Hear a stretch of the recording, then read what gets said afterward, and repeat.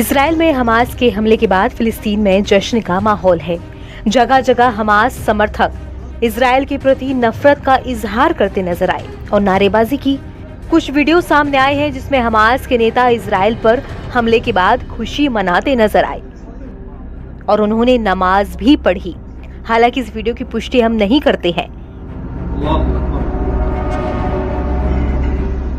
Gaza पट्टी के कई इलाकों में इन जश्नों में छोटे बच्चों के हाथ में AK-47 जैसे घातक हथियारों को देखा गया।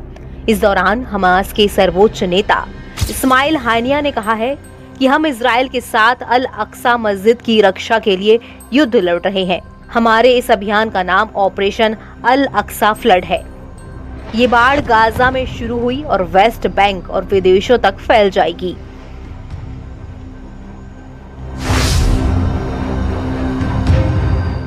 इतना ही नहीं, हमास के सैन्य कमांडर मोहम्मद दीफ ने एक रिकॉर्डेड संदेश में कहा कि आज लोग अपनी क्रांति फिर से हासिल कर रहे हैं। उसने पूर्वी यरूशलेम से उत्तरी इजराइल तक फिलिस्तीनियों से लड़ाई में शामिल होने की अपील की, दीवारों को ध्वस्त करने का आह्वान भी किया। उसने कहा कि जिसके पास भी गन है बाहर निकाल लाओ। दरअसल हमास के प्रवक्ता मोहम्मद दीफ ने कहा कि ये तबाही पिछले दशकों में फलस्तीनियों पर होने वाले अत्याचारों का बदला लेने के लिए हुई है। उसने दावा किया कि हमास ने गाजा पट्टी से इजरायलियों पर 5000 से ज्यादा रॉकेट दागे हैं। ये पृथ्वी के आखिरी कब्जे को खत्म करने के लिए सबसे बड़ी लड़ाई का दिन है। तो वहीं इजराइल ने रॉकेटों की संख्या 2200 से ज्यादा बतलाई है। इसे ऑपरेशन अल अक्सा फ्लड का नाम दिया गया है हमास की तरफ से। तो मतलब कि साफ है कि हमास ने अल अक्सा मस्जिद को लेकर ये पूरा हमला किया है और इतनी तबाही मचाई है। हम आपको इस वीडियो में बताएंगे कि अल अक्सा मस्जिद का विवाद क्या है। पहले ये जान लीजिए कि हमास कमांडर ने इजरायलियों के खिलाफ हिंसा के लिए लोगों को उकसाते हुए ये भी कहा कि हमें कब्जा करने वालों के पैरों तले की धरती को आग लगा देनी चाहिए।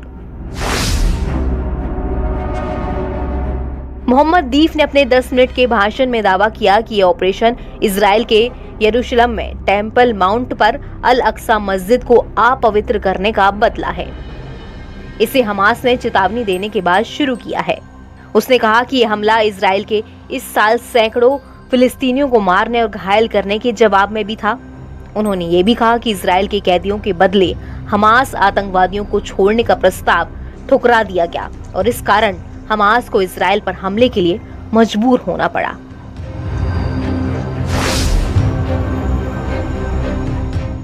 हमास के उप प्रमुख सालेह अल अरौरी ने भी इसी तरह का एक बयान जारी किया।